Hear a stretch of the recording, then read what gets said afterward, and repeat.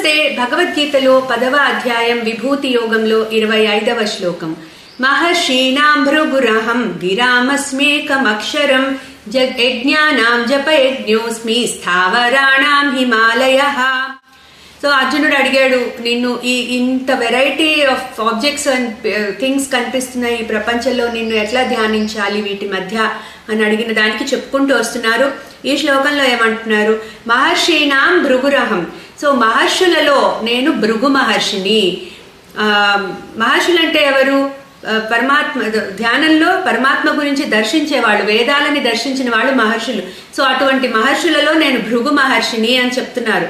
తర్వాత గిరాం అస్మేకం అక్షరం. గిరాం అంటే పదాలు.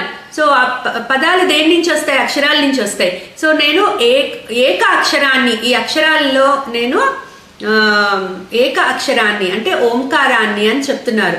సో ఓంకారం అనేది పరమాత్మకి మనము సబ్స్టిట్యూట్ గా, అంటే ఓంకారం ద్వారా పరమాత్మ ప్రతిపాదించబడతాడు వేదాలలో. సో ఓంకారాన్ని నేను అని చెప్తున్నారు. తర్వాత యజ్ఞానాం జపయజ్ఞోస్మి.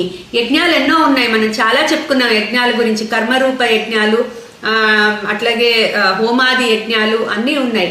సో వాటిల్లో నేను జపయజ్ఞాన్ని అంటున్నారు.